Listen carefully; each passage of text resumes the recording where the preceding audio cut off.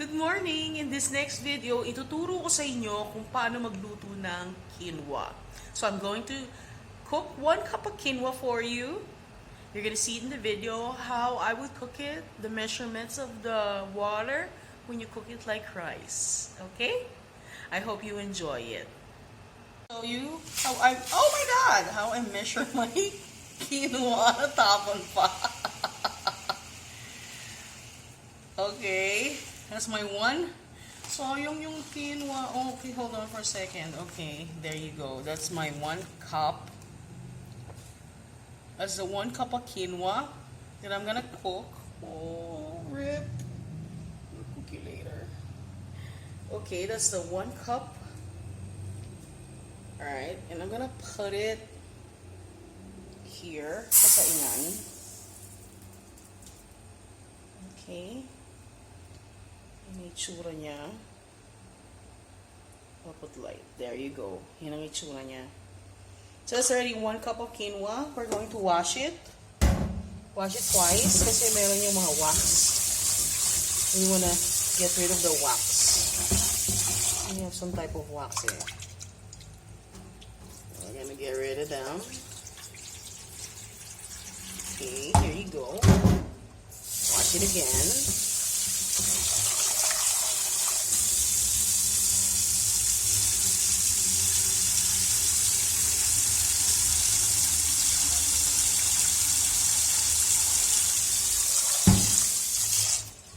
Finally wash it again.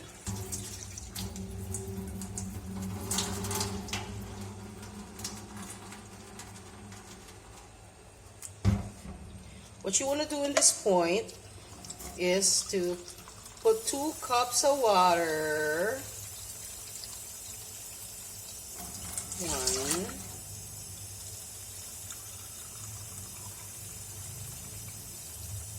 Two.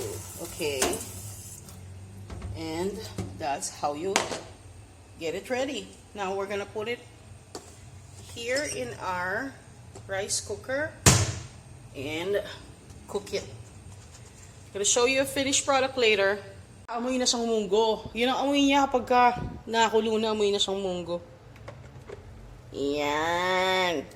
Kita niyo naman. Medyo nagkikilid-kilid na yung mga balat-balat niya. So let's let it simmer. Along with, nilagyan ko nga pala siya ng chia seeds at this time para mas lalong nakakabusog.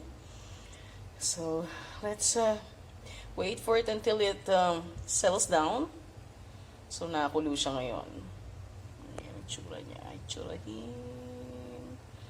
Okay. Let's wait for it. Ito na ang itsura niya ng luto. So, luto na siya.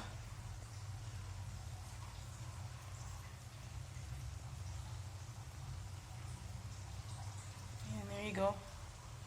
Smoking hot quinoa with chia seeds. It's ready to eat.